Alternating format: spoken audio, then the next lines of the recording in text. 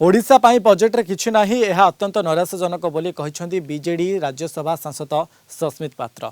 एपरिक राष्ट्रपति अभिभाषण में महानदी पोलाभरम कोईला रॉयल्टी एवं स्पेशल कैटेगरी नथिबा कहिसेंती सस्मित। तेबे महानदी ट्रिब्यूनल शुणाणी रे एडवोकेट जनरल अनुपस्थित थिले। मुख्यमंत्री मोहन माझी ट्रिब्यूनल अवधि वृद्धि नहीं केंद्र सरकार कथा न हेबा ट्रिपल इंजन सरकार विफलता बोली से कहते। ए तमाम प्रश्न को नहीं सस्मित पात्र अधिक आलोचना कर Delhi bureau chief Ashutosh Rout. Kalinga TV रे अछंती बिजु जनता दल राष्ट्रीय प्रवक्ता एवं राज्यसभा सदस्य श्रीयुक्त सस्मित पात्र आसंतु कथा welcome to Kalinga TV. Rajya Sabha रे जो आपणकर दलीय सुप्रीमो नवीन पट्टनायक निर्देश क्रमे आपण जो जो इश्यू गुड़िक ओडिशार स्वार्थ संबलित उठेइछंती बा उठेइबे से संबंध रे किछि महामहिम राष्ट्रपति जदि आप अभिभाषण देखिए से ओडिशा संबंधी कौन विषय सेमती नथिला। ओडिशार अनेक न्याय्य दाबी रही महानदी एवं पोलावरम प्रसंग हो, स्वतंत्र राज्य पाहिया प्रसंग हो, ओडिशा पाई कोल रॉयल्टी रिविजन विषय हो, एगुड़िक अनेक प्रसंग अच्छी ओडिशार जोटा कि आज पर्यंत आमर स्वार्थ साधन हो पारि ना। जदि बजेट विषय आप देखिए ओडिशा बजेट रे पाइला कौन आप देखु ओडिशा 20 जन सांसद लोकसभा भारतीय जनता पार्टी जययुक्त कर दिल्ली को पठेले कि जदि बजेट रे देखिए अत्यंत नैराश्यजनक ये बजेट ना रेलवेज रे किछि अछि ना हाईवेज रे किछि अछि ना इरिगेशन रे किछि अछि ना मोर चासी भाई भूणी मन पई किछि अछि अत्यंत नैराश्यजनक से हमर डिमांड्स रही रेलवेज हो, हाईवेज हो, डिजिटल कनेक्टिविटी हो, कोस्टल हाईवेज हो, इश्यूज रिलेटिंग टू फार्मर्स हो, युवक मान चाकरी हो, स्किल डेवलपमेंट एम्प्लॉयमेंट हो, अर्थनैतिक विकास हो, सब क्षेत्र को लेकर सर्वांगीन विकास केमिति हेई परिबो ओडिशार तार सब दाबी गुड़िक बिजु जनता दल मान्यवर सांसद माने उभय महामहिम राष्ट्रपति अभिभाषण एवं यूनियन बजेट रखिछथि। दलीय सुप्रीमो नवीन पट्टनायक जो निर्देश पर्टिकुलरली आम जदि महानदी कथा देखा जो बड़ी भाव में ट्राइब्यूनल शुणाणी चली सरकार कहते बहुत जल्दी समाधान हम।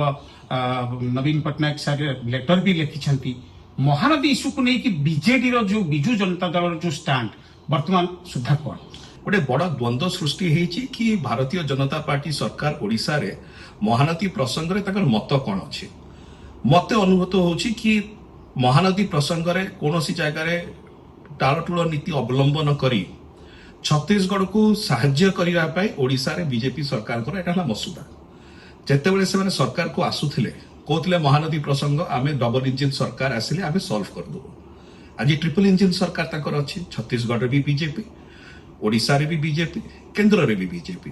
ताले आज पर्यंत से प्रॉब्लमटा 2 वर्ष हो गला कहीं महानदी प्रसंगटा को सल्व कर पारना एथुर आंतरिकता जना जाउछि। द्वितीय महानदी ट्राइब्यूनल एक्सटेंशन हो किंबा जहा हो अभी पर्यंत या बाबद रे निजे माननीय मुख्यमंत्री श्री मोहन चरण माझी आसिक थरे कथा लेनी कि केंद्र सरकार को सहित कहले कि यार एक्सटेंशनटा केते जल्दी करा जिवो एथुर जना पड़छि बडे प्रहेलिका सृष्टि करा जाउछि। महानदी प्रसंग रे लोकन को कोनोसी ना कोनोसी जगह विव्रत एवं ताको डाइवर्ट करिया पे इश्यू एवं ओडिशार बीजेपी सरकार कौन आंतरिकता नहीं महानदी प्रसंगटा को उचित भाव में डील करें। मोर शेष प्रश्न रहिबो लोकसभा रे हालांकि बिजु जनता दल सदस्य के नहांती जो बड़ी भाव में अनास्था प्रस्ताव आसीची स्पीकर विरुद्ध रे जो बड़ी भाव में एलओपी को कहवा को दिया जाउनी बोली तांकर आरोप आउ बजेट नैराश्यजनक ए दीटा को आपण को हिसाब रे कहिबे दर्शक देखंतु बजेट नैराश्यजनक ओडिशा पे एटा तो स्पष्ट कारण जदि आप देखिए हाई स्पीड रेल कॉरिडोर है अनेक राज्य एवं तांकर स्पेसिफिक कैपिटल्स मानक बेनिफिट मिला ओडिशा को दिगला ना। इंडस्ट्रियल कॉरिडोर विषय कहगला ओडिशा से स्थान ना। फ्रेट कॉरिडोर विषय करागला ओडिशार स्थान ना। बुद्धिस्ट सर्किट विषय कहगला ओडिशार से स्थान ना।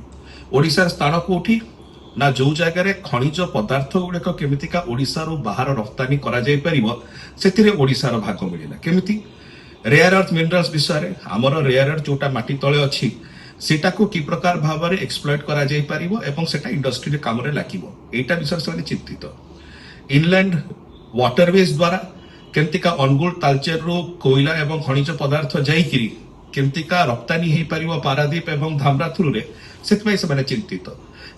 କିନ୍ତୁ ଆମର ଆଦିବାସୀ ଭାଇ ଭଉଣୀ ମାନଙ୍କର ଯୋଉ ସମସ୍ୟା ରହୁଛି, କଟନୀ ଛଟନୀ ହଉଛି, ମଣ୍ଡି କାମ କରୁନାହିଁ, ଟୋକନ ମିଳୁନାହିଁ, 150 କିଲୋ ଉପରକୁ ସେମାନେ ନେଉନାହାନ୍ତି, ଧାନ ଉଠା ହଉନି, ପ୍ରୋକ୍ୟୁରମେଣ୍ଟ ବନ୍ଦ ଅଛି, ଏ ସବୁ ପ୍ରସଙ୍ଗ ଉପରେ ନୈରାଶ୍ୟଜନକ ଚିନ୍ତାଧାରା।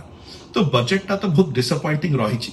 ଦ୍ୱିତୀୟରେ ଲୋକସଭାରେ ସ୍ପିକରଙ୍କର ବିରୁଦ୍ଧରେ ଯୋଉ ଅନାସ୍ଥା ପ୍ରସ୍ତାବ ଆସିଛି, नो ट्रस्ट मोशन ଆସିଛି, ସେଟା ଯେହେତୁ ଅଦର ହାଉସର ମ୍ୟାଟର ଅଛି, ରାଜ୍ୟସଭା ସାଂସଦ ଭାବରେ ମୋର କହିବାଟା ଉଚିତ ହେବ। କଳିଙ୍ଗ ଟିଭି ସାଙ୍ଗରେ କଥା ହେବା ପାଇଁ ବହୁତ ବହୁତ ଧନ୍ୟବାଦ ମିଷ୍ଟର ସସ୍ମିତ ପାତ୍ର। କ୍ୟାମେରାମ୍ୟାନ ସଂଗ୍ରାମ ସହିତ ମୁଁ ଆଶୁତୋଷ ରାଉତ, କଳିଙ୍ଗ ଟିଭି, ଦିଲ୍ଲୀ।